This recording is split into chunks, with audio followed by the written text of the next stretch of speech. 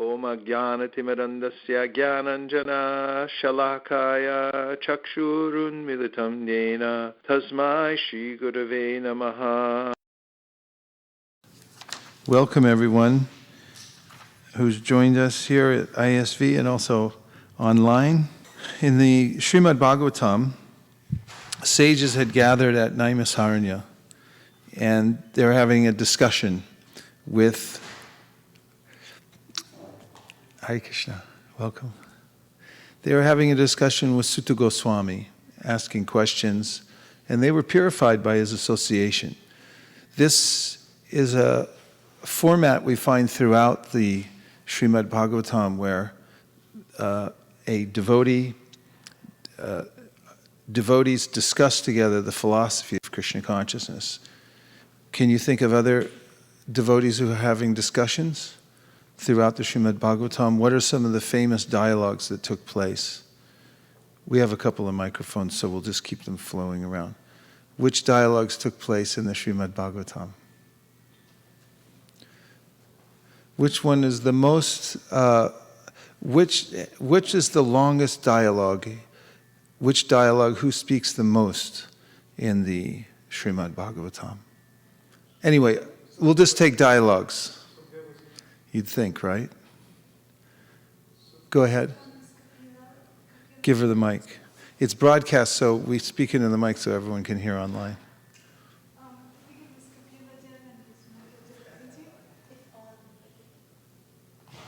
Sorry for the inconvenience. There you go. So I think one was Kapila Dev and his mother Devahuti. Yes, definitely one of the classic conversations that takes place in the Srimad Bhagavatam. Devahuti and her son, Lord Kapiladev. What other conversations? Maitreya and Uddhava. Maitreya and Uddhava. And Maitreya, is that what you said? Yeah. Okay, that's good. Who else did Maitreya speak with? I know what one. Basic one first. Yeah, I was thinking about Rishabhadev and his sons. Yes, that's a famous oratory that Rishabha gave to his 100 sons. There didn't seem to be a lot of dialogue in that one, but still it was an assembly and he was delivering a message and they were listening, right? Others? Maybe. Yes. Then I think Uddhava was directed by Vidur to go to Maitreya. So Vidur and Maitreya.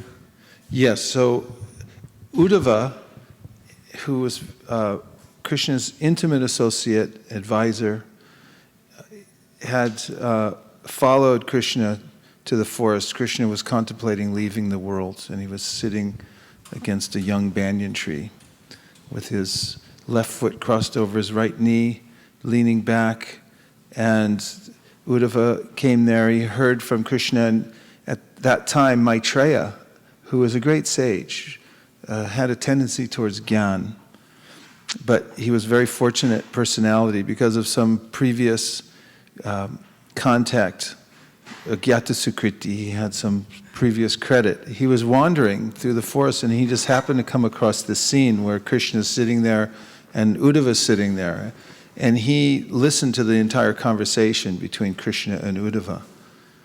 So he was in on it. And then when Vidura was looking for a spiritual master, he met Uddhava, and Uddhava referred him to Maitreya. A couple of reasons. One, he said Maitreya was older.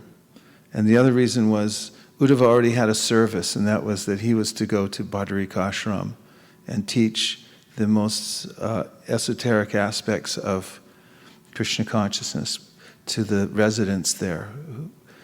After all, Krishna had sent Uddhava to Vrindavan to deliver a message.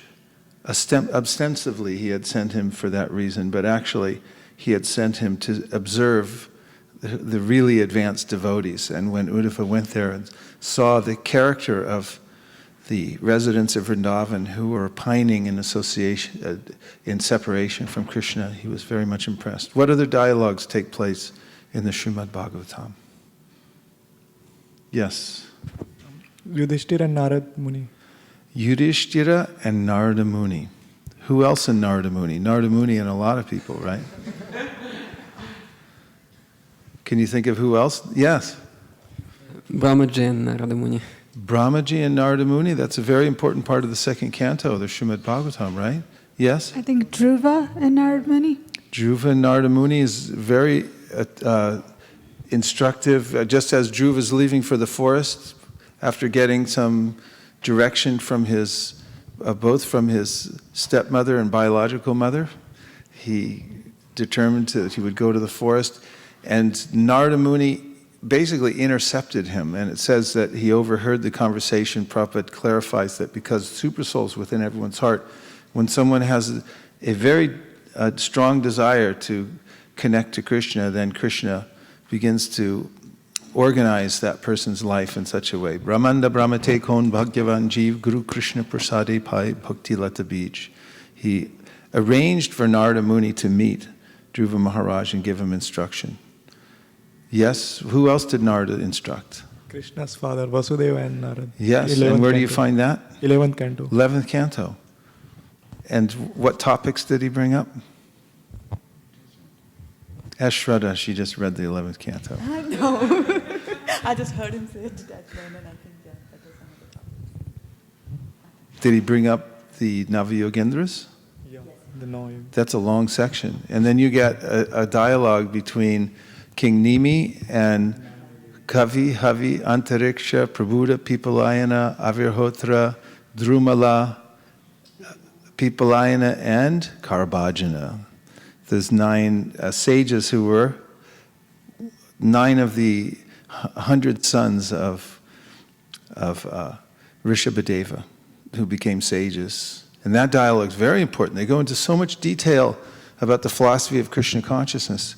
Any other dialogues that are brought up directly or indirectly in the Srimad Bhagavatam? Yes, we got Kapila Dev. What is your name? Kaylee and Madan Mohan Prabhu. Hare Krishna. Kaylee brought up the Kapila Dev and Devahuti connection. Yes? I think Puranjan section in 4th canto, Narada and Narada Puranjana. That's a big one. Goes all the way through the 4th canto. Then all the queens of Krishna, they talk amongst themselves. They have You got to use the mic. So all the queens of Krishna, when they come to Suraj Kund during the solar eclipse, Yes. they all talk about Krishna among That's a themselves. big part. Yeah. Prachetas, Narada instruction to Prachetas Narada, Lord Shiva, and Prachetas. Yes? Yes. Bhishma Dev instructs Yudhishthir Maharaj. Yeah. And everyone else listening in, right? Very important part. Prahlad instructing his classmates. How about Hiranyakashipu instructing his family members after the death of Hiranyaka? Hare Krishna. After the death of Hiranyaka, then he instructs his family members in Atmatattva Gyan, remarkably. Yes? That is very strange to, Strange, eh? Yeah. Well, partly it's because he's actually a devotee. Because Jai and Vijay were cursed to come down to the material world, so they're devotees in disguise. But also, Prabhupada explains in that section that even the demons knew the philosophy. It wasn't that Jarasandha didn't know the philosophy, he just hated Krishna. He didn't accept Krishna as the Supreme Personality of God. He was envious. So there are chairs coming in. Anybody who prefers a chair at any time, you feel free. Make yourself at home. There's also zafus available in that basket. So if you feel more comfortable sitting on a zafu, you can do that. Okay, so all these conversations, we have, through what we call revealed scripture, we're able to sit in and listen in these conversations. And according to the beginning instructions of Sutta Goswami, just by hearing the conversations between great devotees, one's intelligence becomes clarified, one's heart becomes purified by these topics. This is Krishna Katha. So Prabhupada mentions in the 10th canto of the Srimad Bhagavatam how there's 2 kinds of Krishna Katha. There's topics about Krishna and there's topics which are spoken by Krishna himself. Some are by Krishna's devotees, and others Krishna gives direct instruction.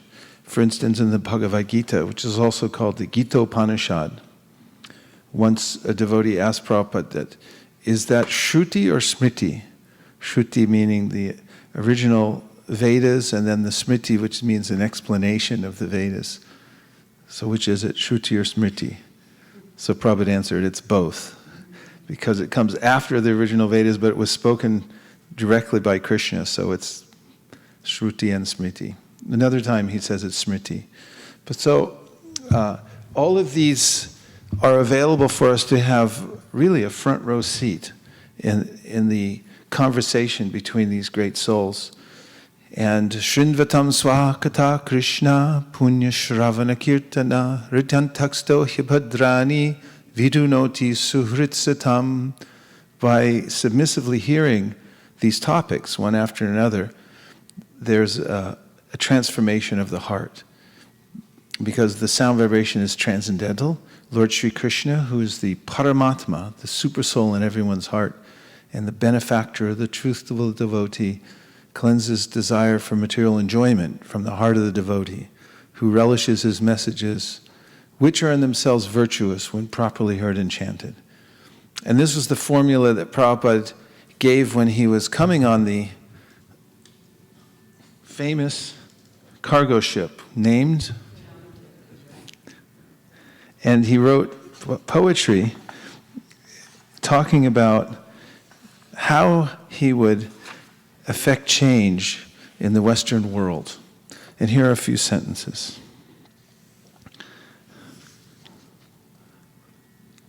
How will they understand the mellows of devotional service?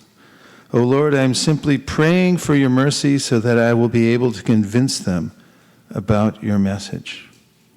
All living entities have come under the control of the illusory energy by your will, and therefore, if you like, by your will, they can also be released from the clutches of illusion. I wish that you may deliver them. Therefore, if you so desire their deliverance, then only will they be able to understand your message. The words of the Srimad Bhagavatam are your incarnation, and if a sober person repeatedly receives them with submissive oral reception. With what? Submissive oral reception. S-A-R. With SAR. Submissive oral reception. Then he will be able to understand your message. So what's required for advancement in spiritual life is this submissive oral reception. And today I'm going to read a little bit from the first canto of the Srimad Bhagavatam in a very riveting section. This section is called The Appearance of Sri Narada. And I'll read the English translations for you so you can get a sense for this chapter. Are you all ready? Yes. On the edge of your seats? Ready to hear with rapt attention? Because as we just heard in the last chapter, the last purport, Prabhupada says what the secret is for hearing the Bhagavatam, and I'll just read a small section from this, verse 44 from the 3rd chapter, where he says, that this is the process and there is no alternative. Sutta Goswami is a bona fide representative of Shukadeva Goswami because he wants to present the message which he received from the great learned Brahmana Shukadeva Goswami, presented Bhagavatam as he heard it from his great father, and so also Sutta Goswami is presenting Bhagavatam as he heard it from Shukadeva Goswami. Simple hearing is not all. One must realize the text with proper attention. The word nivishta means that Sutta Goswami drank the juice of Bhagavatam through his ears. That is the real process of receiving Bhagavatam. One should hear with rapt attention from the real person, and then he can at once realize the presence of Lord Krishna on every page. The secret of knowing Bhagavatam is mentioned here. No one can give rapt attention who is not pure in mind. No one can be pure in mind who is not pure in action. No one can be pure in action who is not pure in eating, sleeping, fearing, and mating. But somehow or other, if someone hears with rapt attention from the right person at the very beginning, one can assuredly see Lord Sri Krishna in person in all the pages of the Bhagavatam. So this is chapter 4, the appearance of Sri Narada. If you're ready to drink the Bhagavatam through your ears, Hare Krishna. On hearing Sutta Goswami speak thus, Shaunaka Muni, who was the elderly, learned leader of the rishis engaged in that prolonged sacrificial ceremony, congratulated Sutta Goswami by addressing him as follows. Shaunaka said, can we make sure that everyone's comfortable? Has seats, thank you. Shaunaka said, O Sutta Goswami, you are the most fortunate and respected of all those who can speak and recite. Please relate the pious message of Srimad Bhagavatam, which was spoken by the great and powerful sage, Shukadeva Goswami. In what period and at what place was this first begun, and why was this taken up? From where did Krishna Dvaipayana Vyas, the great sage, get the inspiration to compile this literature? His, Vyasadev's son, was a great devotee, an equibalanced monist, whose mind was always concentrated in monism. He was transcendental to mundane activities, but being unexposed, he appeared like an ignorant person. While Sri Vyasadeva was following his son, beautiful young damsels who were bathing naked covered their bodies with cloth, although Sri Vyasadeva himself was not naked. But they had not done so when his son had passed. The sage inquired about this, and the young ladies replied that his son was purified and when looking at them made no distinction between male and female, but the sage made such distinctions. How was he, Srila Shukadeva, the son of Vyas, recognized by the citizens when he entered the city of Hastinapur, now Delhi, after wandering in the provinces of Kuru and Jangala, appearing like a madman, dumb and retarded? How did it so happen that King Parikshit met this great sage, making it possible for this great transcendental essence of the Vedas, Bhagavatam, to be sung to him? He, Shukadeva Goswami, was accustomed to stay at the door of a householder only long enough for a cow to be milked, and he did this just to sanctify the residence. It is said that Maharaj Parikshit is a great first-class devotee of the Lord, and that his birth and activities are all wonderful. Please tell us about him. He was a great emperor and possessed all the opulences of his acquired kingdom. He was so exalted that he was increasing the prestige of the Pandu dynasty. Why did he give up everything to sit down on the bank of the Ganges and fast until death? He was such a great emperor that all his enemies would come and bow down at his feet and surrender all their wealth for their own benefit. He was full of youth and strength, and he possessed insuperable kingly opulences. Why did he want to give up everything, including his life? Those who are devoted to the cause of this personality of Godhead live only for the welfare, development, and happiness of others. They do not live for any selfish interests. So even though the Emperor Parikshit was free from all attachment to worldly possessions, how could he give up his mortal body, which was shelter for others? We know that you are expert in the meaning of all subjects except some portions of the Vedas, and thus you can clearly explain the answers to all the questions we have just put before you. Sutta Goswami said, when the second millennium overlapped the third, the great sage Vyasadeva was born to Parashara in the womb of Satyavati, the daughter of Vasu. Once upon a time, he, Vyasadeva, as the sun rose, took his morning ablution in the waters of the Saraswati and sat alone to concentrate. The great sage Vyasadeva saw anomalies in the duties of the millennium. This happens on the earth in different ages due to unseen forces in the course of time. The great sage who was fully equipped in knowledge could see, through his transcendental vision, the deterioration of everything material due to the influence of the age. He could also see that the faithless people in general would be reduced in duration of life and would be impatient due to lack of goodness. Thus, he contemplated for the welfare of men in all statuses and orders of life. He saw that the sacrifices mentioned in the Vedas were means by which the people's occupations could be purified.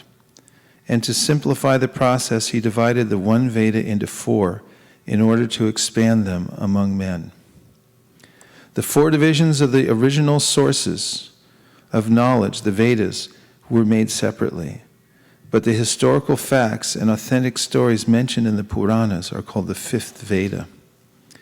After the Vedas are divided into 4 divisions, Paila Rishi became the professor of the Rig Veda, Jaimini, the professor of the Samaveda, and Vaishampayana Vyas alone became glorified by the Yajur Veda. The Samantu Muni Angira, who was very devotedly engaged, was entrusted with the Atharva Veda, and my father Romaharshan was entrusted with the Puranas and historical records. All these learned scholars in their turn rendered their entrusted Vedas unto their many disciples, grand disciples, and great-grand disciples. And thus the respective branches of the followers of the Vedas came into being. Thus the great sage Vyasadeva, who is very kind to the ignorant masses, edited the Vedas so they might be assimilated by less intellectual men. Out of compassion, the great sage thought it wise that this would enable men to achieve the ultimate goal of life. Thus he compiled the great historical narration called Mahabharata for women, laborers, and friends of the twice-born. O twice-born Brahmanas, still his mind was not satisfied, although he engaged himself in working for the total welfare of all people. Thus the sage, being dissatisfied at heart, at once began to reflect, because he knew the essence of religion, and he said within himself, I have under strict disciplinary vows unpretentiously worshipped the Vedas, the spiritual master, and the altar of sacrifice. I have also abided by the rulings and have shown the import of disciplic succession through the explanation of the Mahabharata, by which even women, Shudras, and others, friends of the twice-born, can see the path of religion. I am feeling incomplete, though I myself am fully equipped with everything required by the Vedas. This may be because I did not specifically point out the devotional service of the Lord, which is dear both to perfect beings and the infallible Lord. As mentioned before, Narada reached the cottage of Krishna Dvaipayana Vyas on the banks of the Saraswati, just as Vyasadeva was regretting his defects. At the auspicious arrival of Sri Narada, Sri Vyasadeva got up respectfully and worshipped him, giving him veneration equal to that given to Brahmaji, the Creator. That's the end of the chapter.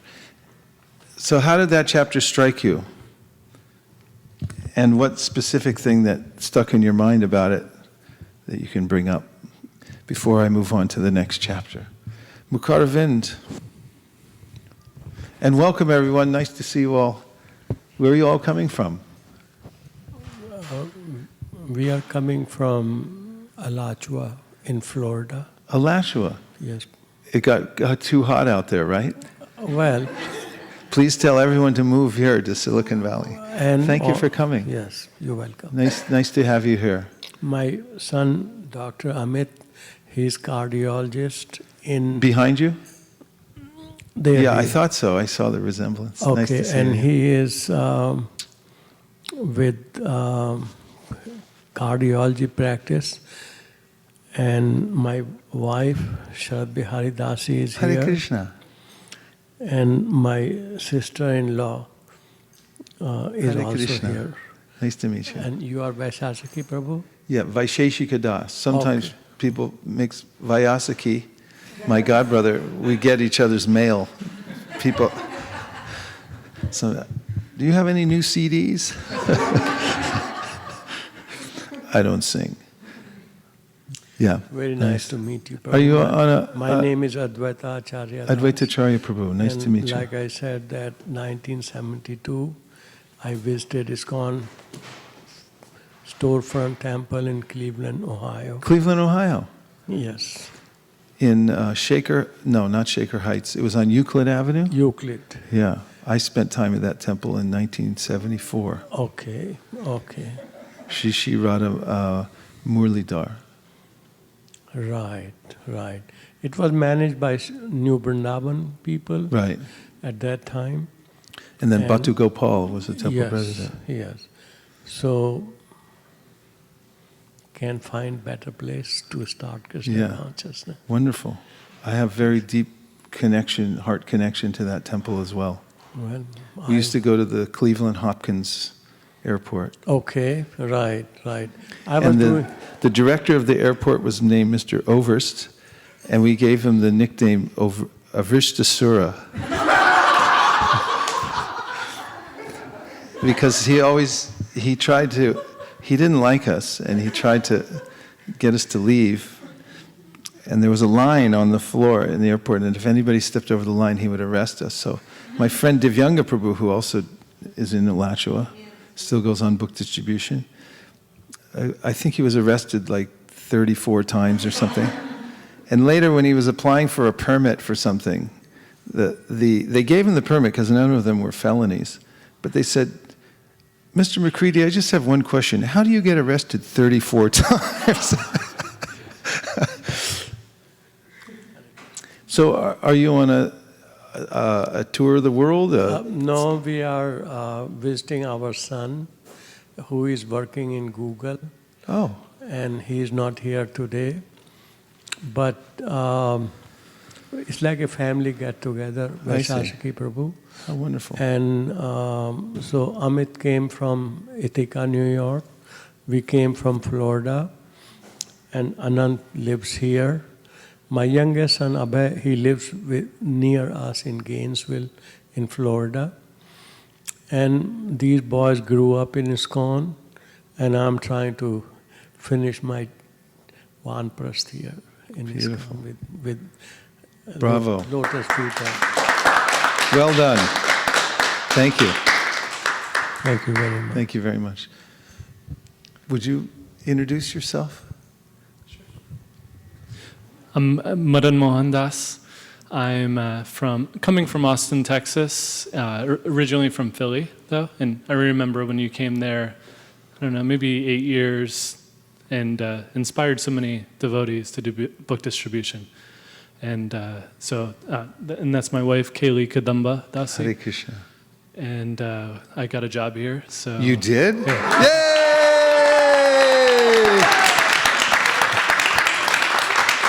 Jobs for everyone here in Silicon Valley. I think we need an on-site cardiologist too, by the way. But I'm so happy that the deities are Madan Mohan, Radha Yes. Madan Mohan. So I have This to is come Krishna's here. arrangement. Krishna's arrangement. Very nice. And earlier, before you came, we were having a meeting in our meeting room about our Google presentation because we have weekly classes that we present at Google that have been going very well. 2 full years of semesters we've had so far, right?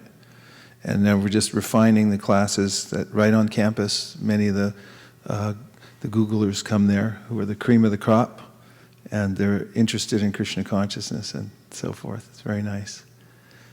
You just arrived recently?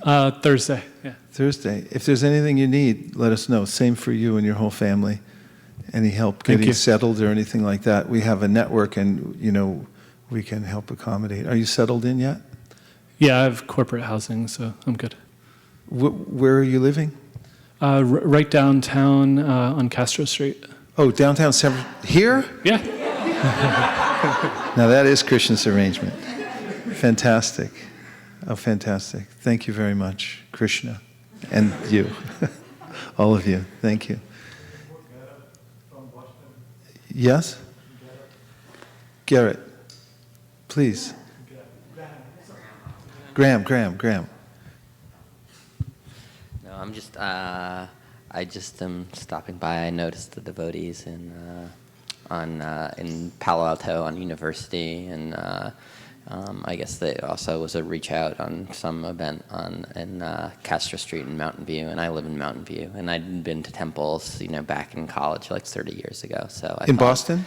Yeah, in Boston. Yeah, in Boston, and and there were some devotees in Amherst where I went to school, and I also visited the Brooklyn Temple once or twice. So Fantastic. So I came to see the deities. Welcome, and they're Graham. Really nice very to have nice you here. deities, so. Yeah, that was quite a festival we had last week. We could feel the energy. We had a very large Nagar Harinam party and also a Rath Yatra downtown Palo Alto, and the energy was palpable. I'm so glad you're here. You're just passing through. Yeah, I guess so. Yeah, I'm just visiting to see the deities again. Okay. Thank you very much, Graham. Well, thank you. Anybody else like to introduce yourself? Hare Krishna. My Hare name Krishna. is Bhargav. I live in Fremont, and this is my first time to the ISKCON in Silicon Valley. I looked at the website and noticed that there is Krishna Katha today, so wanted to be a part of it.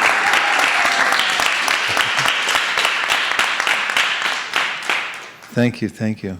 Anyone attracted to Krishna Katha is at a very elevated stage of life that will go out of their way to come to Krishna Katha, wherever it's happening. This is actually the secret of success in life. Wherever there's Krishna Katha, be there. And much of what we're discussing here is that these conversations are going on all over the universe, discussions about Krishna. No one comes to the end of them. But Prabhupada describes in the Chaitanya Charitamrita that just as professors who have studied their subjects intimately for many years come together and they talk about the details of the philosophy over and over again.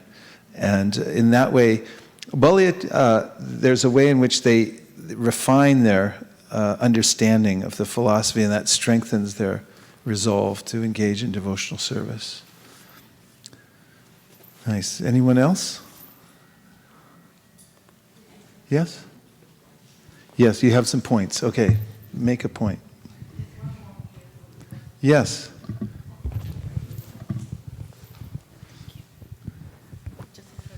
Hi, this is Ravi. I was working in Cisco, staying in the Fremont. This is the first time I was coming here. Welcome, Ravi. Thank you.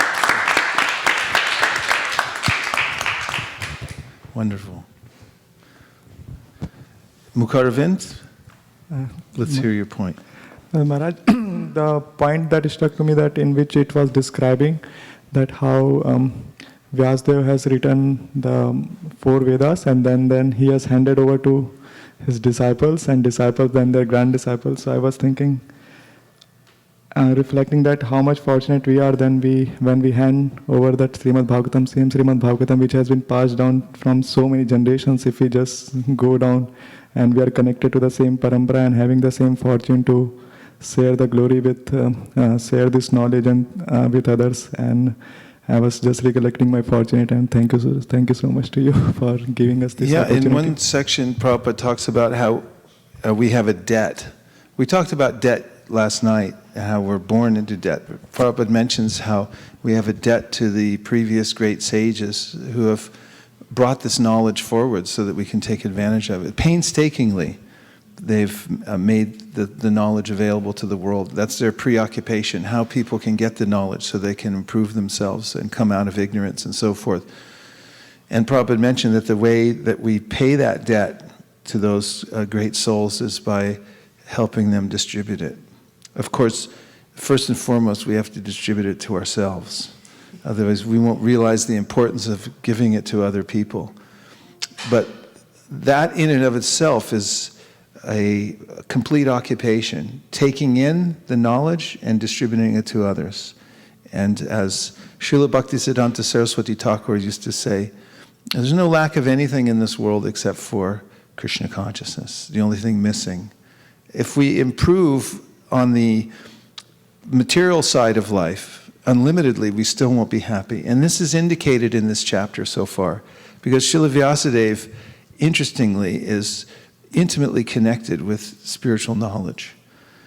But he's still despondent. And we're going to find out why in the next chapter when Narada Muni, his spiritual master, refines his service and gives him the reason, he reveals it to him, the reason why he's feeling dissatisfied, even though so far he's compiled all the Vedas, the Mahabharata, and so forth. He didn't go far enough. So it goes to show that one's connection with the lotus-eyed Supreme Personality of Godhead means one has to revive that relationship in order to become happy. Yene ravindaksha vimuktamaninas toyasta bhavada vasudha buddhaya aruya krishnena parampadam tata patantyato nadrita yushmarangraya. The demigods praying to Lord Krishna in the womb said that whatever endeavor one makes in this world, whatever so-called perfection one reaches in this world, if it doesn't include reconnecting to one's relationship with the lotus-eyed Supreme Personality of Godhead, it won't satisfy the heart, and therefore, at some point, the mind will reject it. Has that ever happened to anybody? You thought you had the best thing that you could ever attain, and then suddenly, a year later, a moment later, 10 years later, the mind rejected the same thing and said, I don't want this anymore, I hate it. Whereas 10 years earlier, you said, I love it. I love him, I love her, now I hate you, I hate that, I hate the company, I hate the... This is, the mind works like this, but the satisfaction comes from reviving one's relationship with Krishna. And I was thinking today that it's a non-sectarian process. It's not that we have a monopoly, that only through Gaudiya Vaishnavism one can experience the presence of God, because God, Krishna, is all accommodating. He's in every way reaching out to every living entity at every moment. Ishvara sarvabhutanam hridaya sharajuna tishtiti brahmayan sarvabhutani yantra rudrani mayaya. Krishna says in the Bhagavad Gita, I'm there in the heart of every living entity and directing their wanderings, not just in a certain class of people, but in every living entity. And therefore he's ready at any moment to guide one to the perfection of life. It's just a matter, bhakti means one has to make oneself available for that mercy. And to be able to take that full mercy of Krishna, and then of course the Bhagavatam refines the understanding of what that mercy is and shows what is the pinnacle of purification and the way in which one can appreciate Krishna. That's the highest conception of God, when one understands his appearance as Krishna. It means that the relationship is so intimate and satisfying that one finds one's ultimate occupation in life. The thing that struck me was that when Vyasadeva was feeling despondent that way, and he was sincerely seeking out, and then from within the Supersoul, like Narada Muni just appeared. So I was just thinking, if you're sincere and if you want to make some progress in Krishna consciousness, then we get help in different directions from Krishna. So yesterday we went door to door to one house, and we met a person from Gorakhpur, where the Gita press is, where they translated all the Bhagavad Gita, Srimad Bhagavatam. And he was saying, like, all through his life, he actually was living right across the temple. He would hear the bell ringing in the temple from his house. So he was brought up in that state. And then he moved to America, and then for the past 1 year, he had a child and everything. So he was busy and he lost connection there. And then he moved to California, and he had a roommate who was a Muslim. And he said that he just lived with that Muslim person for 1 month. And he saw the Muslim guy doing his prayers sincerely. And he missed some of the prayers during his office hours. So he made up during the rest of the day. And as soon as he saw him, he thought, I'm missing that in my life. I want to connect back to that life where I was connected to the Vedas, to the Bhagavad Gita. Every day they used to have Srimad Bhagavatam going on every evening. So when we showed up at his door and we described Srimad Bhagavatam, he said, you connected back the things that I was missing. So I was just thinking he was sincerely missing something, and he prayed, and then somehow Krishna made an arrangement. That's beautiful. And these are the kinds of inspiring scenes that one gets to witness for oneself by going out and being a representative of the Srimad Bhagavatam, presenting it to others. Very nice. And it also illuminates the statement that Prabhupada made before he came to America. In one of his poems, he writes that people are sitting in their homes, they're looking down the road wondering, when are Nitai and Gaur going to come and save me? And they may not even know it yet, or they may be at a point in life where they have this nondescript but very intense desire to know more, to know God, to connect. Even Gajendra, when he was captured by the crocodile, he had this intense need to call out to God, and he remembered by Krishna's grace the prayers he had recited in his previous life. But even at that time, as he began to recite them, he had a feeling that there's a supreme, but he didn't know who he was. He was in an elephant body. And as he began to call out the prayers, then everything came into a focus. And Prabhupada also, when we were in Denver several weeks ago, maybe a couple months ago, Nira Kula, my wife, was speaking to one of the devotees there who told her of an experience she had where she was standing next to a wall and a fire extinguisher fell off the wall and came down very violently, and it cut her Achilles tendon. And it was such a shocking experience that she looked down and then she passed out on the floor. And then when she came back to external consciousness, she said she wasn't aware if she was a human or where she came from or where she was. She just knew that she was seeing objects and light and everything like that. But she said the one thing that came to her was the Mahamantra. And she realized from that, through her lifetime practice of chanting Hare Krishna, that Krishna has his own volition. And it's not a mechanical process, but if we're there for Krishna, then he comes to us and is always with us, but he reciprocates with those who are endeavoring to meet him. Interestingly, the topic of the Srimad Bhagavatam is how to not be afraid when one leaves this world, when one leaves the body. This was the initial topic brought up by Shukadeva Goswami of what is the duty of one who's about to die. And then, of course, it's recognized by thinkers that everyone's in a similar situation. So how to accomplish that great feat, to cheat death before death cheats me. And that is attained by those who are very fortunate and take advantage of the Srimad Bhagavatam.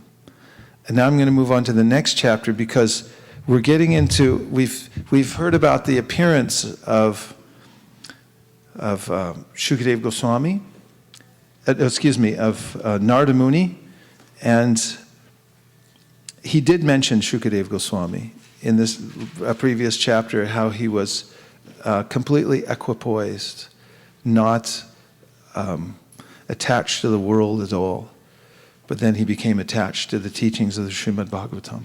This is chapter 5. It has some very important philosophical points, and we may stop at some of those and then discuss.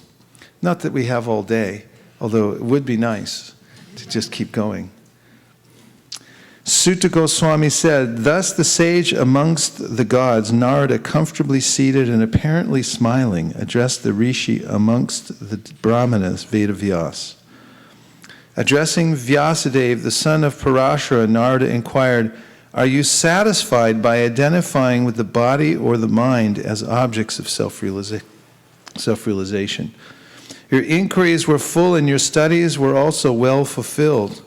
And there is no doubt that you have prepared a great and wonderful work, the Mahabharata, which is full of all kinds of Vedic sequences elaborately explained. You have fully delineated the subject of impersonal Brahman, as well as the knowledge derived therefrom. Why should you be despondent in spite of all this, thinking that you are undone, my dear Prabhu? Srila Vyasadeva said, all you have said about me is perfectly correct. Despite all this, I am not pacified. I therefore question you about the root cause of my dissatisfaction.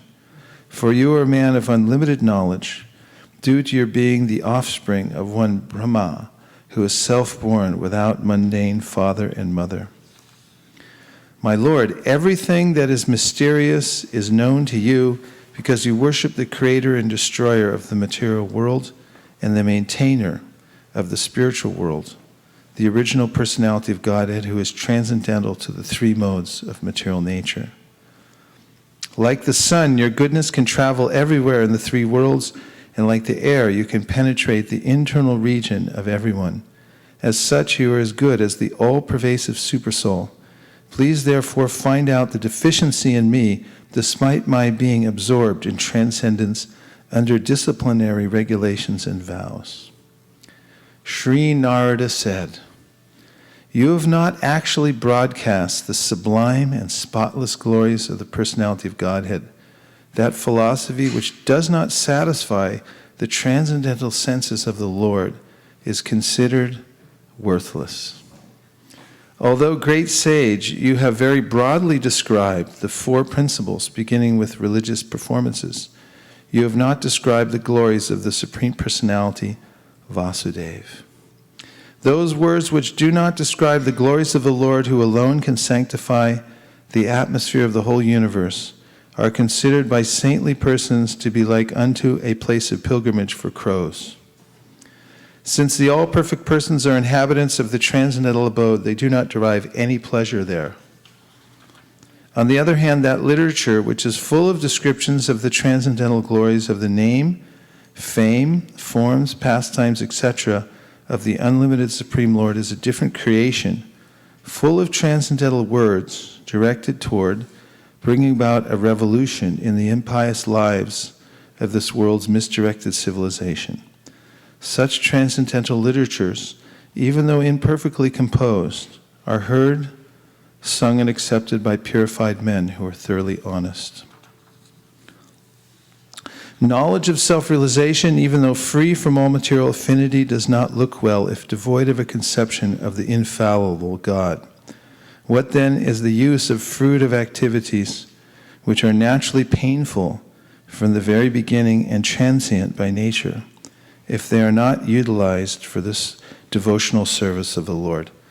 So this last verse, Naishkarmyam apyachuta bhavavarjitam, nashobhate jnanam alam niranjanam, gives an essence of this chapter that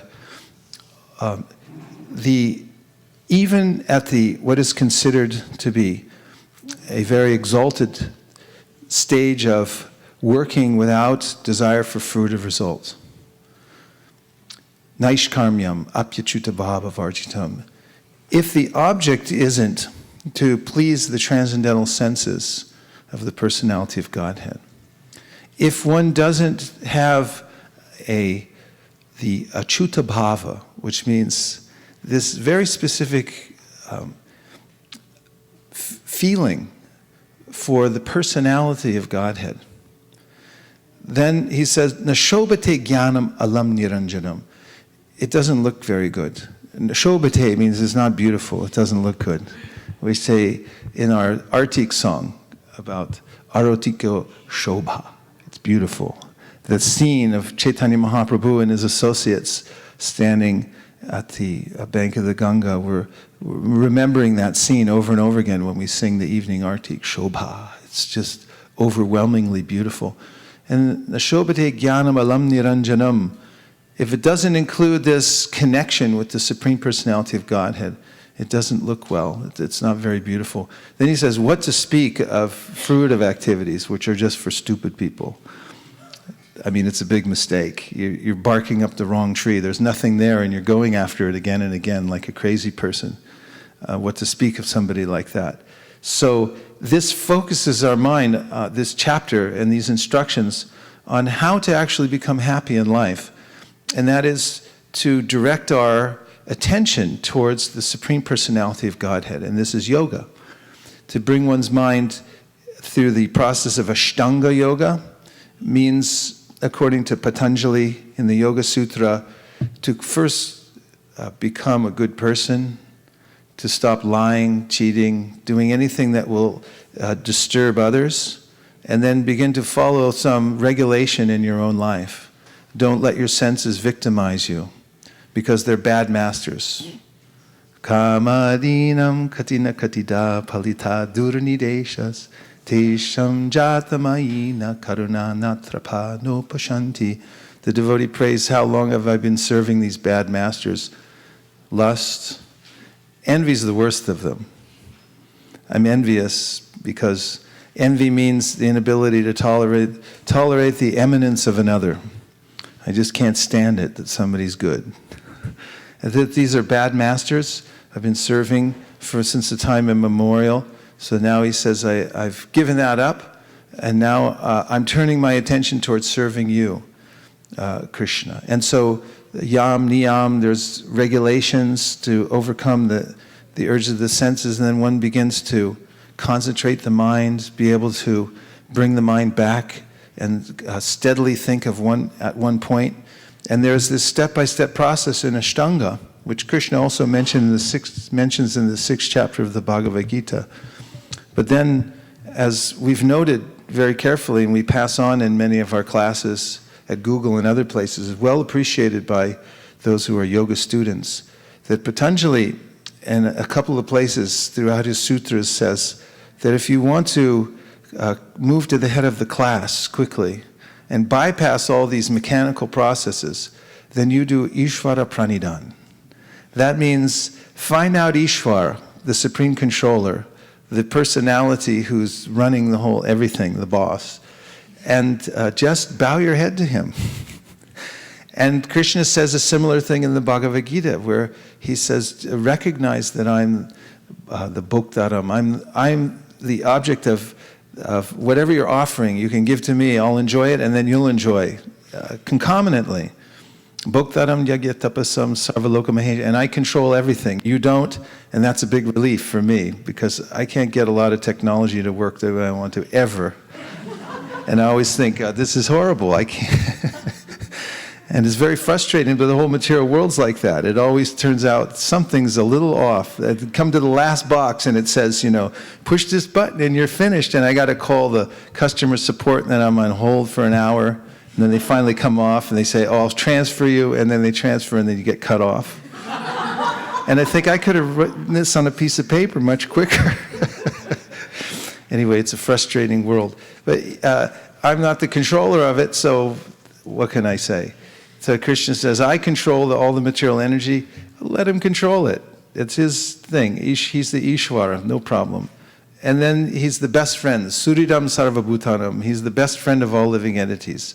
He's the one who comes with me wherever I go, anywhere in the material or spiritual world. I'm always connected. Sanitya nitya sambandha prakritischa paraivasa. The Brahma Samhita defines that I have an eternal kinship with the Lord. I've only forgotten that. And I've turned my attention in another direction. So now, here, Narada is giving this instruction, turn your attention back to Krishna, very specifically to the personality of Godhead. And in the practice of bhakti, we hear from the great teachers like Rupa Goswami, Tanama Rupa Charitari Sukirtananu Smrityo Kramena Rasana Manasin Yoja.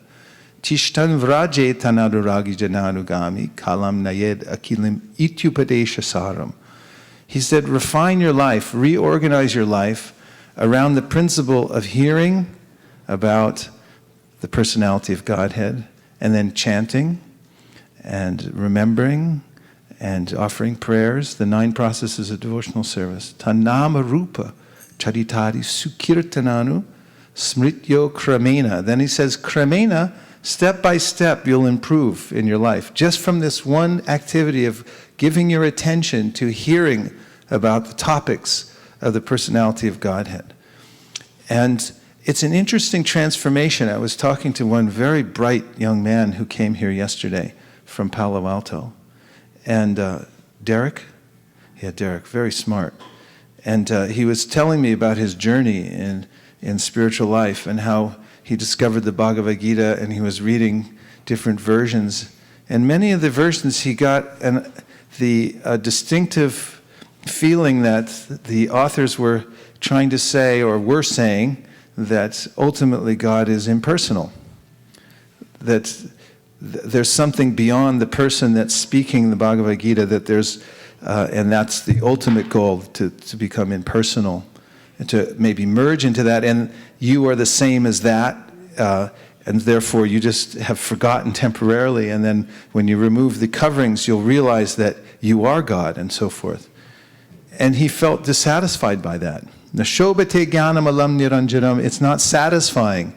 That kind of knowledge doesn't satisfy. It also, I had a similar experience when I was young and began to read various spiritual books and investigate Vedic knowledge. I was wondering over and over again, although there are prayers offered to the Supreme, and there was also descriptions of how ultimate perfection means that I would become the Supreme, how is it that I'm praying to myself? And when it came to offering something like a leaf of flower, fruit, or water, how am I offering to myself? And when I saw the advertisement for the Sri Upanishad in a Back to Godhead magazine, that just came right out and said it, in the most clear language you can imagine, that the ancient Vedas of India say that God is a person. He can't be anything less than a person. Logically, he can't. But nobody says it, except for those who are on the path of pure devotional service, and like Narada Muni, and he's presenting, this is the panacea, to turn your attention back to the personality of God, from whom everything else emanates. And everything's included there. Om Purnam Adak Purnam Idam Purnat Purnam Udachyate Purnasya Purnamadaya Purnameva Vishishyate. This describes the complete, absolute source of everything, who is a person. And Srila Prabhupada comments in his purport to that invocation of the Sri Upanishad that all forms of incompleteness are due to incomplete knowledge of the complete. That in itself is worth the price of admission. Just knowing that my incomplete feelings are because I don't have complete knowledge of the complete whole. And the complete whole is describable. He's not indescribable. He's not inscrutable. He's not beyond what the scriptures can say. And this is brought out in the Vedanta Sutra, that the Supreme Personality of Godhead can be understood through transcendental sound. Anavriti Shabdat means through the transcendental sound one can become uncovered. And that also it reveals, it is revealing and pointing to a personality, the personality of Godhead.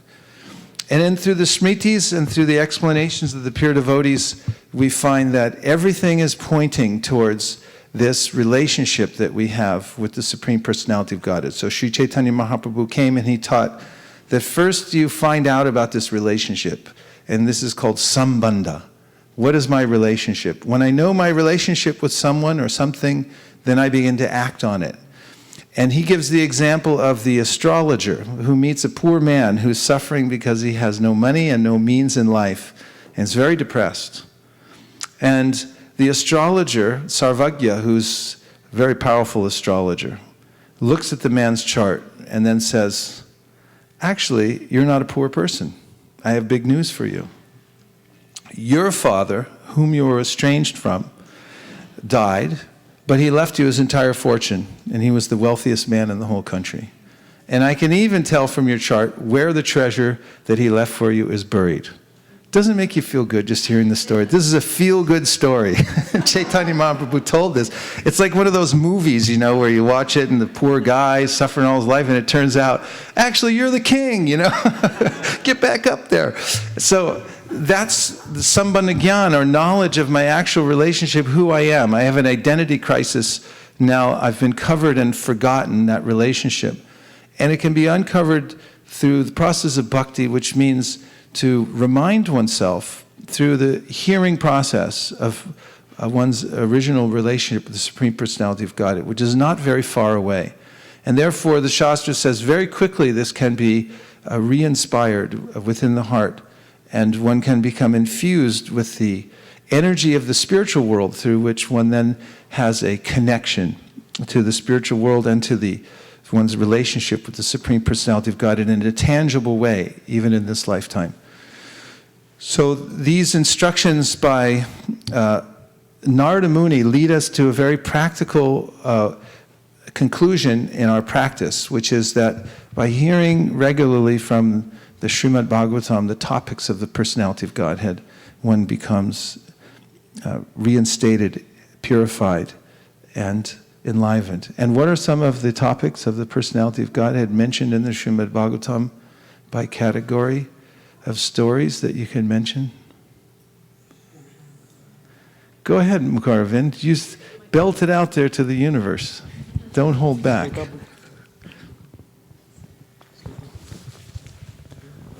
No, just tell, what are some of the pastimes of the Supreme Personality of Godhead, Krishna? Atra sargo visargo cha sarga visarga, creation, subcreation, and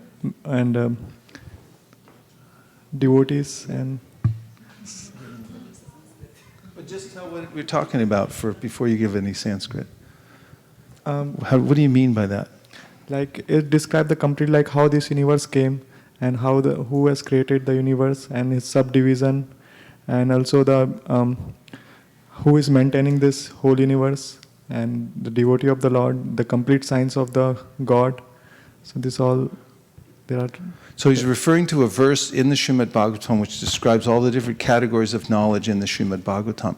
And Prabhupada gives a very concise definition. He says the entire subject matter of the Vedas comes to these 3 points: spirit, matter, and the controller of both. These 3 categories.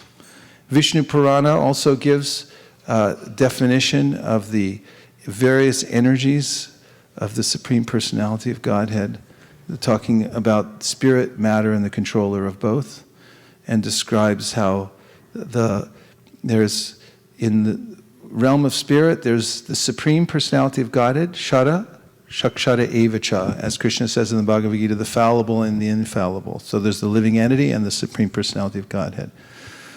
So what other pastimes of the Supreme Personality of Godhead are listed in the Srimad Bhagavatam? Did Krishna ever kill anyone? Now, before that, it may sound macabre, and how could you bring that up in a church?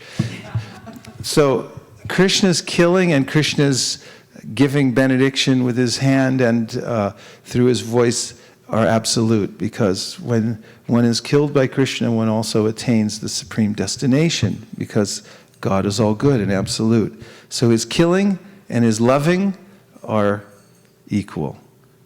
Did he ever kill anyone? Yeah.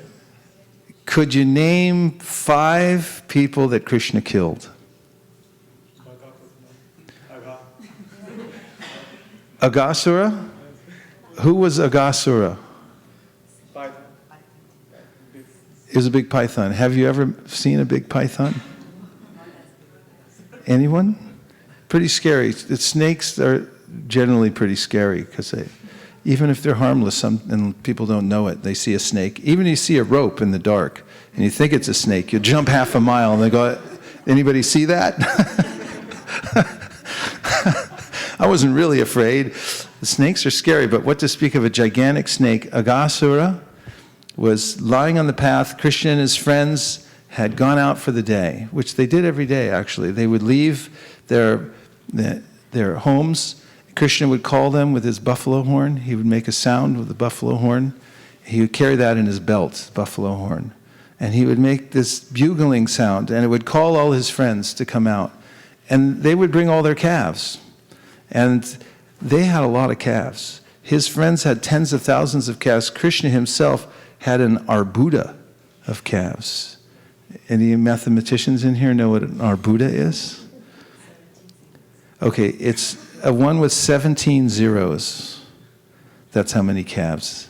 But he had several arbudas of calves. So this is the inconceivable nature of the Supreme Personality of Godhead.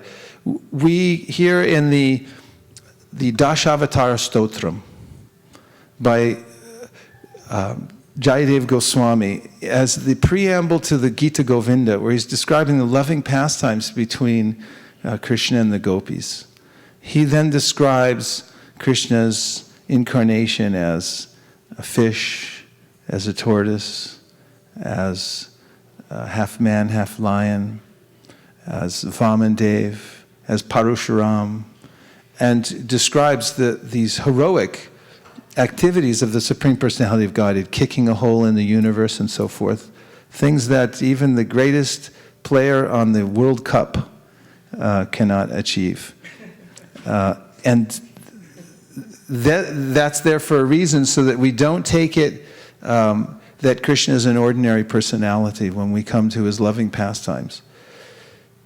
So he goes out into the forest with his friends. They're on their way to a picnic. And picnics mean that you're just having fun in life. And in fact, there's a social index in America called the Picnic Index. Sociologists study how happy people are in society in general by studying this picnic index. It doesn't just measure how many picnics people go to in a year, but they name it that because that's one of the aspects and it's notable. And the picnic index indicates that in our technological age, people are less happy than they were before because they don't have time for picnics, because they have to stay home and take care of all their time-saving devices. Maybe they're on hold waiting for customer support to figure out how these two things interface and so forth. But Krishna goes on picnics every day, and they play as they go into the forest, and they're tending their calves. And as they go into the forest, the boys are playing games. They see monkeys, and they imitate the monkeys. And then they find a well, and they'll yell down into the well when they hear the echo. Then they'll yell at it again, and then they start cursing at it. And then they see frogs, and they'll imitate the frogs, sometimes jumping into the water after the frogs. The boys can play all day long, and at the end of the day, they'll say, come back here, Gita Priya. If she's going to do, she has to do some frogs and stuff.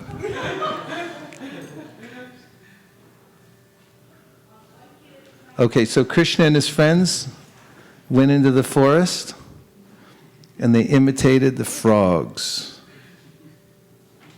Imitated the frogs.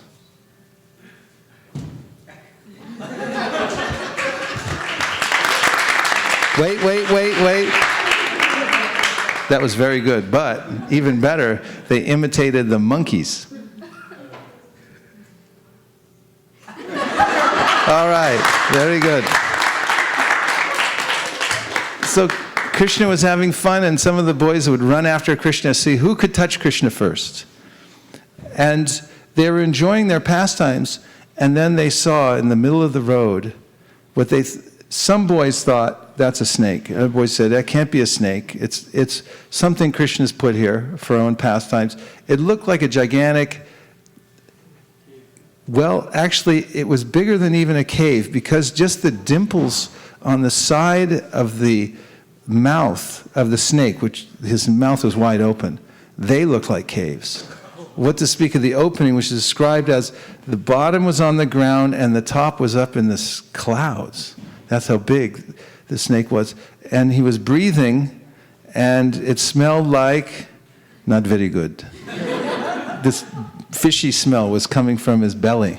So this was a demon, a wizard, who had transformed himself through yogic power into this form of a big snake. And his idea was he was going to swallow Krishna and all the cowherd boys, and he was a messenger of Kamsa. So he was there for a dastardly deed. So the boys saw the snake. Some of them ran away, and others of them said, it's not a real snake. And then finally, they voted and said, real or not real, we're going inside because Krishna will protect us. They remembered Bakasura and how Krishna had bifurcated this very dangerous demon that even the demigods were afraid of Bakasura. And now they went into the mouth of Aghasura, but they were ahead of Krishna, and they decided among themselves, took a quick vote, and they said, we go inside because Krishna will protect us. This was their mood. So, smiling and laughing, they walked into the mouth of this gigantic python. And Krishna was watching the situation. And they were looking at the beautiful face of Krishna and feeling pacified as they went into the mouth of the snake. And Krishna thought, what are you doing? And he was marveling at how his energies were working. And then Krishna followed behind all the cowherd boys into the mouth of Aghasura. And inside, with his glance, he revived the cowherd boys. And then he began to make himself bigger and bigger and bigger and bigger until he blocked the breathing capacity of Aghasura. Aghasura's soul, because the soul is different from the body, as Krishna describes in the Bhagavad Gita, Dehinosmin yata dehe komaranyo varam jara tata dehantara praptir dhiras tatra namuyate. That the body, there's a deha and a dehi. There's the body and there's the inhabitor of the body. And the two are different. And then he says, what is knowledge? Kshetragnam chapimam vidhi sarva kshetre shubharata kshetra kshetragnayo jnanam yatach jnanam matambama. Those who know the difference between the body and the soul, they actually have knowledge. This is Krishna's very simple definition of knowledge. You don't have to go beyond that. If you don't know the difference between the body and the soul, it doesn't matter how many other calculations you can make in your life, how many other philosophical turns of phrase you can make, you're still a fool. And that's what Krishna told Arjuna at the beginning of the Bhagavad Gita. You sound like you're an educated person, but you're really a fool. Asochanan vasochastam pragnavadams chapashase. Gatasuna gatasums cha nanu sochandi pandita. You sound like a pundit, but you're a fool because you don't know this one thing, you're not your body. So Aghasura left his body, the spirit soul, which is categorically different from the elements of the body, made of a spirit which is part and parcel of Krishna, came from the head of Aghasura and it stayed up in the sky. And the reason that it did was because Krishna wanted to show all the demigods and everyone else the good fortune of Aghasura, and to show that he was actually attaining a benediction. Krishna had walked in his mouth, and many yogis meditate for thousands and thousands of years. Muni Pungavanam. They try to read the best of all yogis, and they can't quite get him. But this demon got him walk at Krishna's lotus feet, walking right in his tongue, inside his mouth. And when Krishna came out with all the cowherd boys in tow, that spirit soul of Aghasura that was hovering in the sky then came down and merged into the body of Krishna. And there it's described by Shukadev Goswami that if even by force and even one time for a moment one can bring the image of the Supreme Personality of Godhead into one's mind, one can attain all perfection in life. This is how powerful this process of thinking of the personality of Godhead is. And by hearing about him, one can remember him. And Krishna says in the Bhagavad Gita, Manmana mamabad bhakto madhyaji mam namaskuru mami vaishasi yukvaivam atmanam atparayanaha. Just think of me. Become my devotee, worship me, bow down to me, and you'll come to me. I assure you of this, to have no doubt that this will happen. So Aghasura then stayed in the body of Aghasura, then stayed on that path, and it dried up, and it remained as a place of pleasure pastimes for the boys. They made it into a big playground. But the residents of Vrindavan did not hear about this for another year. And Parikshit Maharaj, who's hearing these pastimes from Shukadev Goswami, and keep in mind, Shukadev Goswami was completely detached from the material world. How many people do you know, by a show of hands, that are completely detached from the material world, have nothing to do with it, and are not at all interested in anything in this world? A.C. Bhaktivedanta Swami Prabhupada Srila Prabhupada Ki Jai.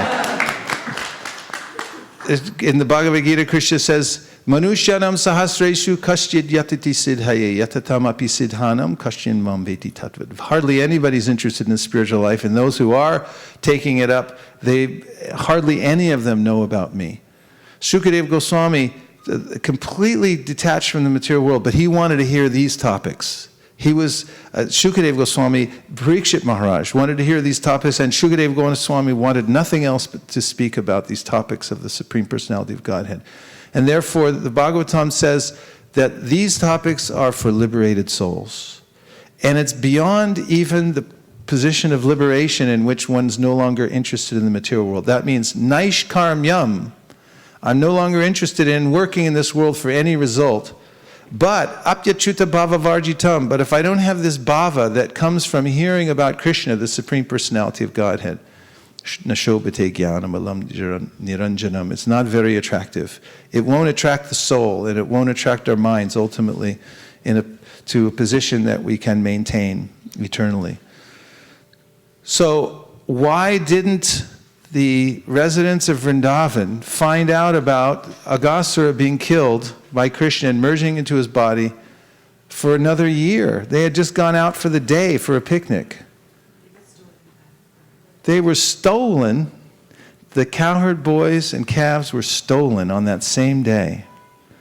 They had gone, sat down for a picnic, and then the next thing that happened was Lord Brahma, who was watching this wonderful interaction between Krishna and his friends, thought, can this be the Supreme Personality of Godhead?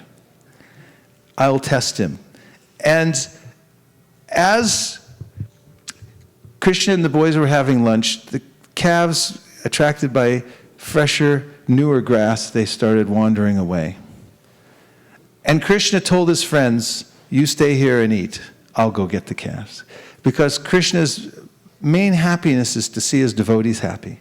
When they're satisfied, when they're taking prasad nicely, then he feels happy. So he was trying to accommodate all his friends. He said, I'll go, you stay, you have prasad. So he went off into the forest. He couldn't find the calves. Then he came back, couldn't find the boys. And then he realized Brahma is playing a trick. He stole all the calves and all the boys. So immediately Krishna remanifested all the boys and all the calves to the hair on their head. It was exactly identical. Every one of them was exactly identical. Every calf and every boy. And then Lord Brahma, after a year, came back. A year of his time was just a moment, and saw what had happened. And he realized that Krishna had done some incredible mystic trick. And when Krishna revealed what that trick was, and that actually every one of those calves and boys was an expansion, a Vishnu expansion, Brahma surrendered to Krishna, and he offered his prayers that are there in the 14th chapter of the Srimad Bhagavatam. So Parikshit Maharaj sat for 7 days and 7 nights, and he heard these topics, beginning with the topics we hear in the first canto about the process of hearing and chanting, and then about the universal form of the Lord. How's the temperature in here? It's hot. We don't have to stay hot, do we? In our old temple, sometimes we had no air conditioning, and devotees would come and pack in the temple, and sometimes it was 100 degrees inside, and nobody went away. A couple of people came, and then they didn't come back. We were in that situation for 7 years. Every summer, it was 100 degrees sometimes inside the temple room. Good memories, right, Bali? Yes. Yeah, it's very good. It's very nice. It kept away people who weren't very serious about Krishna consciousness. So now we just have time for a couple of reflections. One thing that you heard that stuck in your mind. We have devotees who are texting in, so one from the text, from the internet. This is Sudeep Sabnis Prabhu, and he says, in most pastimes, one thing common is Krishna protecting his devotees or giving them shelter, as in the pastime of lifting the Govardhan hill. Wonderful. Nice observation. Yes, Malin. Oh, another one? Yeah, there was also a text. It came in much earlier. I got to it much later. This is Radha Venkat Prabhu from Sacramento. Hare Krishna. He's in Vrindavan now? Oh. He's in Vrindavan.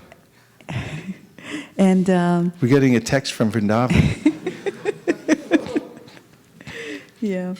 So he texted at the time when you were asking about the conversations in Srimad Bhagavatam. And so he mentioned two, which I thought I'll bring up. One was between Sukdev Goswami and Shaunak Rishi. And the other one was the one that we are discussing right now. Narad Muni and Vyasadeva and Narad Muni. Very nice. Very nice. Malini.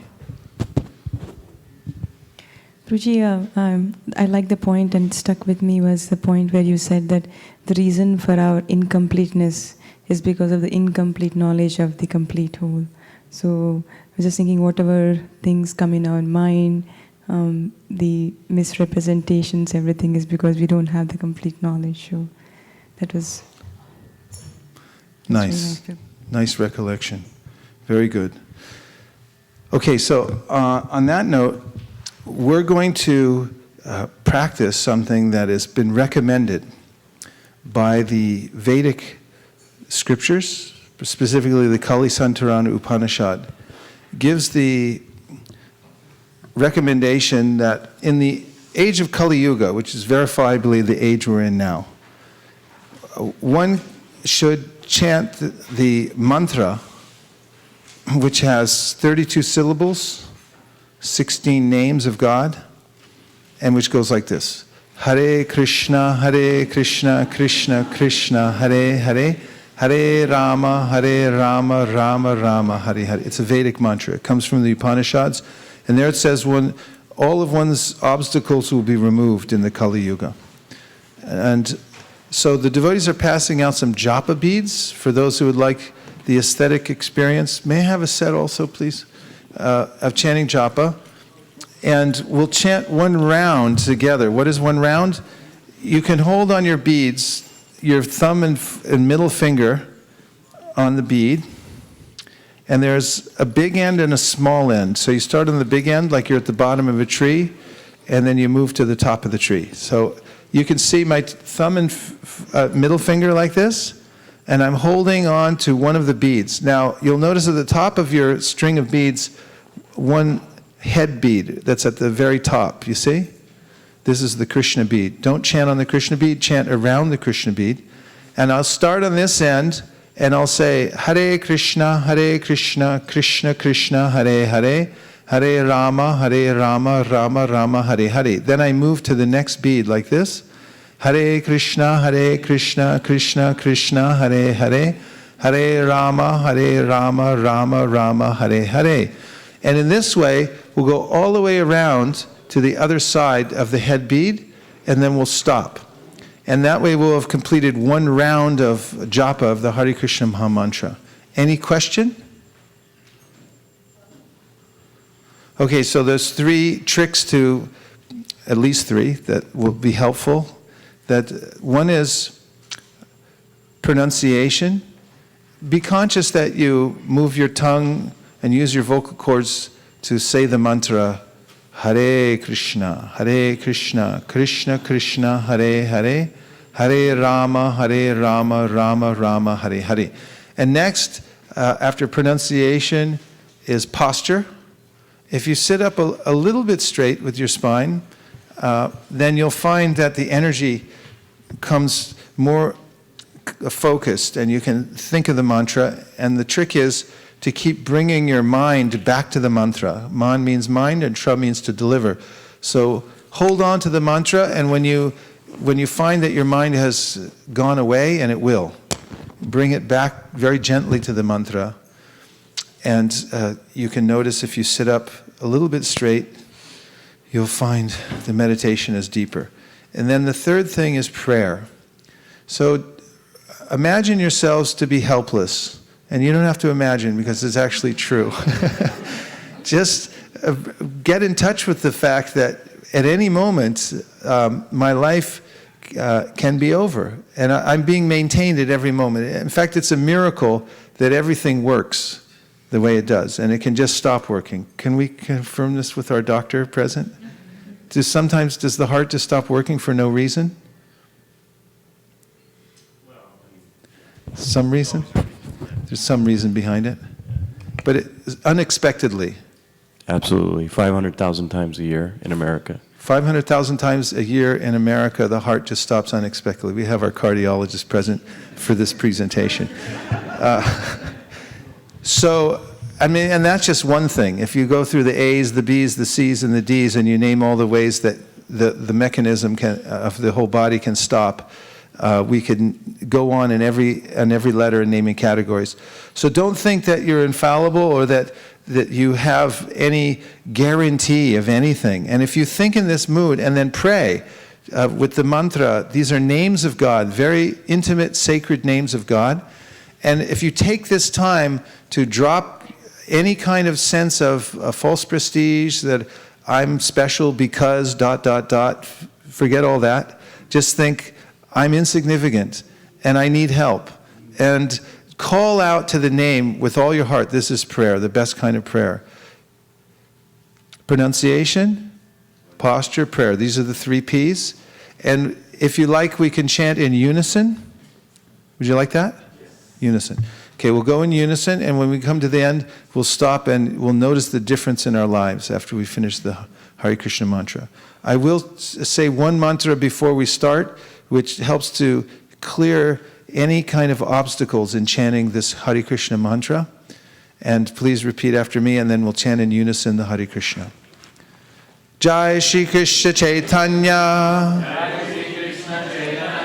Prabhu Nityananda, Sri Advaita Gadadhara, Shivasari Gaura Bhakta Vrinda,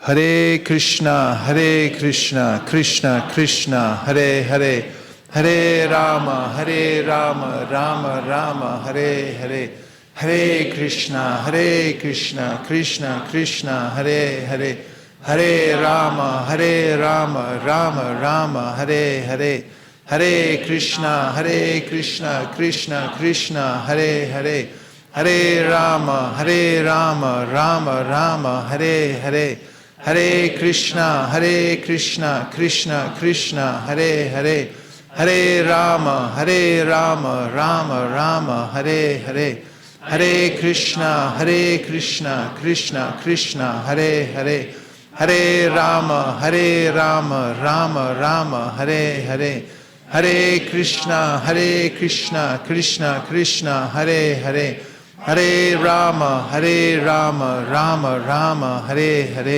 Hare Krishna, Krishna Krishna, Hare Hare, Hare Rama, Rama Rama, Hare Hare, Hare Krishna, Krishna Krishna, Hare Hare, Hare Rama, Rama Rama, Hare Hare, Hare Krishna, Krishna Krishna, Hare Hare, Hare Rama, Rama Rama, Hare Hare, Hare Krishna, Krishna Krishna, Hare Hare, Hare Rama, Rama Rama, Hare Hare, Hare Krishna, Krishna Krishna, Hare Hare, Hare Rama, Rama Rama, Hare Hare, Hare Krishna, Krishna Krishna, Hare Hare, Hare Rama, Rama Rama, Hare Hare,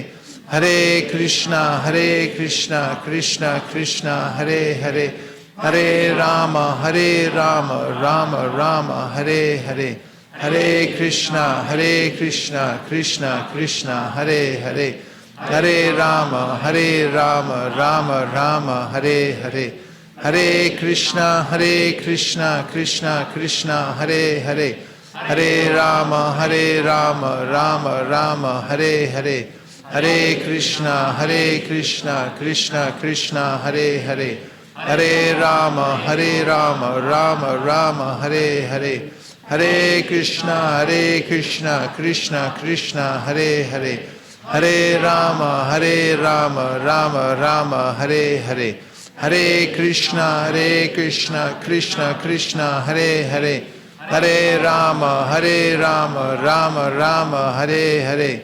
Hare Krishna, Krishna Krishna, Hare Hare.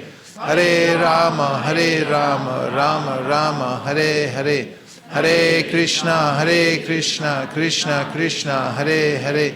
Hare Rama, Rama Rama, Hare Hare. Hare Krishna, Krishna Krishna, Hare Hare. Hare Rama, Rama Rama, Hare Hare. Hare Krishna, Krishna Krishna, Hare Hare. Hare Rama, Rama Rama, Hare Hare. Hare Krishna, Krishna Krishna, Hare Hare. Hare Rama, Rama Rama, Hare Hare. Hare Krishna, Krishna Krishna, Hare Hare.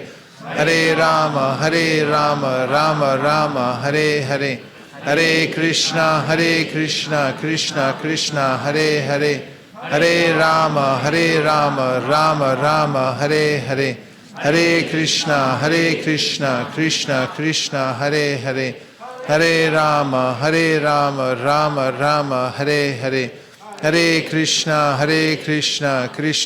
Krishna Krishna, Hare Hare. Hare Rama, Rama Rama, Hare Hare. Hare Krishna, Krishna Krishna, Hare Hare. Hare Rama, Rama Rama, Hare Hare. Hare Krishna, Krishna Krishna, Hare Hare. Hare Rama, Rama Rama, Hare Hare. Hare Krishna, Krishna Krishna, Hare Hare. Hare Rama, Rama Rama,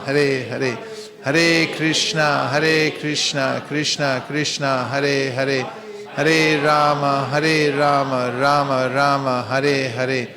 Hare Krishna, Krishna Krishna, Hare Hare. Hare Rama, Rama Rama, Hare Hare. Hare Krishna, Krishna Krishna, Hare Hare. Hare Rama, Rama Rama, Hare Hare. Hare Krishna, Krishna Krishna, Hare Hare. Hare Rama, Rama Rama, Hare Hare. Hare Krishna, Krishna Krishna, Hare Hare. Hare Rama, Rama Rama, Hare Hare. Hare Krishna, Krishna Krishna, Hare Hare. Hare Rama, Rama Rama, Hare Hare. Hare Krishna, Krishna Krishna, Hare Hare. Hare Rama, Rama Rama, Hare Hare. Hare Krishna, Krishna Krishna, Hare Hare. Hare Rama, Rama Rama, Hare Hare. Hare Krishna, Krishna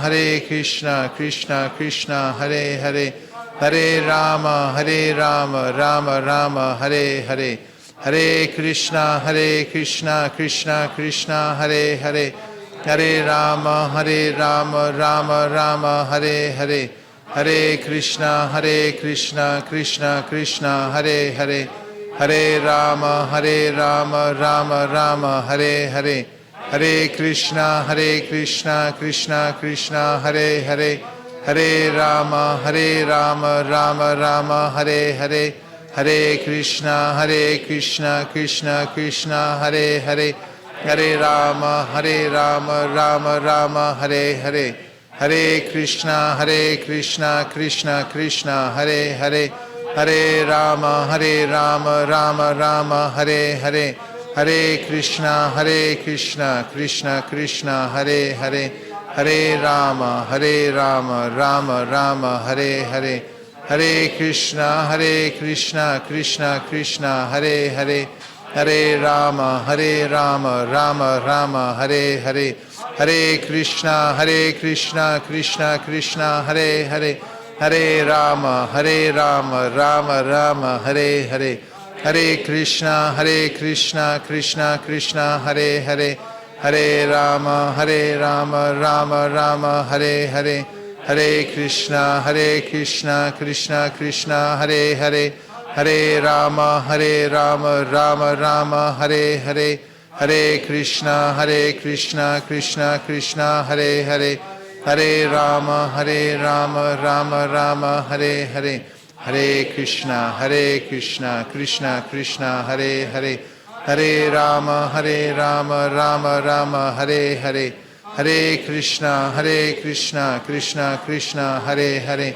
Hare Rama, Rama Rama, Hare Hare, Hare Krishna, Krishna Krishna, Hare Hare, Hare Rama, Rama Rama, Hare Hare, Hare Krishna, Krishna Krishna, Hare Hare, Hare Rama, Rama Rama, Hare Hare, Hare Krishna, Krishna Krishna, Hare Hare, Hare Rama, Rama Rama, Hare Hare, Hare Krishna, Krishna Krishna, Hare Hare, Hare Rama, Rama Rama, Hare Hare, Hare Krishna, Krishna, Hare Hare, Hare Rama, Rama Rama, Hare Hare, Hare Krishna, Krishna, Hare Hare, Hare Rama, Rama Rama, Hare Hare, Hare Krishna,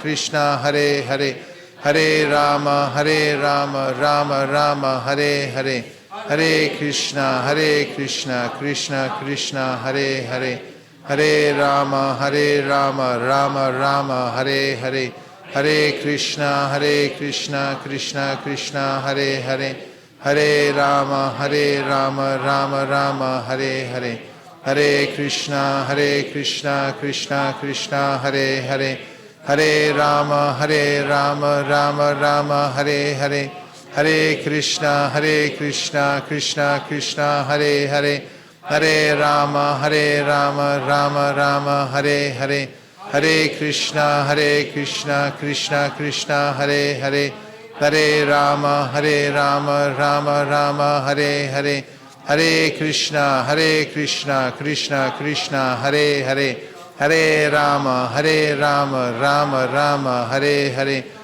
Hare Krishna, Krishna, Hare Hare, Hare Rama, Rama Rama, Hare Hare, Hare Krishna, Krishna, Hare Hare, Hare Rama, Rama Rama, Hare Hare, Hare Krishna, Krishna, Hare Hare, Hare Rama, Rama Rama, Hare Hare, Hare Krishna, Krishna, Hare Hare, Hare Rama, Rama Rama, Hare Hare, Hare Krishna, Krishna, Hare Hare, Hare Rama, Rama Rama, Hare Hare, Hare Krishna, Krishna, Hare Hare, Hare Rama, Rama Rama, Hare Hare, Hare Krishna, Krishna, Hare Hare, Hare Rama, Rama Rama, Hare Hare, Hare Krishna, Krishna, Hare Hare, Hare Rama, Rama Rama, Hare Hare,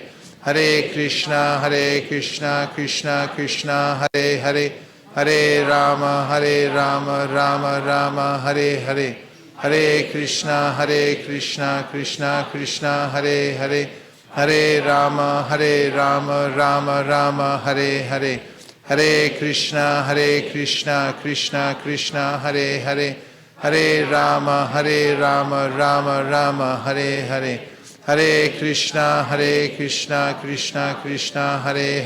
Hare Hare, Hare Rama, Rama Rama, Hare Hare, Hare Krishna, Krishna, Hare Hare, Hare Rama, Rama Rama, Hare Hare, Hare Krishna, Krishna, Hare Hare, Hare Rama, Rama Rama, Hare Hare, Hare Krishna, Krishna, Hare Hare, Hare Rama, Rama Rama, Hare Hare, Hare Krishna, Krishna, Hare Hare, Hare Rama, Rama Rama, Hare Hare, Hare Krishna, Krishna, Hare Hare, Hare Rama, Rama Rama, Hare Hare, Hare Krishna, Krishna, Hare Hare, Hare Rama, Rama, Hare Hare, Hare Krishna, Krishna, Hare Hare, Hare Rama, Rama, Hare Hare, Hare Krishna, Krishna Krishna, Hare Hare, Hare Rama, Rama Rama, Hare Hare, Hare Krishna, Krishna Krishna, Hare Hare, Hare Rama, Rama Rama, Hare Hare, Hare Krishna, Krishna Krishna, Hare Hare, Rama, Rama Rama, Hare Hare, Hare Krishna, Krishna Krishna, Hare Hare, Hare Rama, Rama Rama, Hare Hare, Hare Krishna, Krishna Krishna, Hare Hare, Hare Rama, Rama Rama, Hare Hare, Hare Krishna, Krishna Krishna, Hare Hare, Hare Rama, Rama Rama, Hare Hare, Hare Krishna, Krishna Hare Hare, Hare Rama, Rama Rama, Hare Hare, Hare Krishna, Krishna Hare Hare, Hare Rama, Rama Rama, Hare Hare, Hare Krishna, Krishna Hare Hare, Hare Rama, Rama Rama, Hare Hare, Hare Krishna, Krishna Hare Hare, Hare Rama, Rama Rama, Hare Hare, Hare Krishna, Krishna Hare Hare, Hare Rama, Rama Rama, Hare Hare, Hare Krishna, Krishna Hare Hare, Hare Rama, Rama Rama, Hare Hare, Hare Krishna, Krishna Hare Hare, Hare Rama, Rama Rama, Hare Hare, Hare Krishna, Krishna Hare Hare, Rama, Rama Rama, Hare Hare, Hare Krishna, Krishna Hare Hare, Hare Rama, Rama Rama, Hare Hare, Hare Krishna, Krishna Hare Hare, Hare Rama, Rama Rama, Hare Hare, Hare Krishna, Krishna Hare Hare, Hare Rama, Rama Rama, Hare Hare, Hare Krishna, Krishna Hare Hare, Hare Rama, Rama Rama, Hare Hare, Hare Krishna,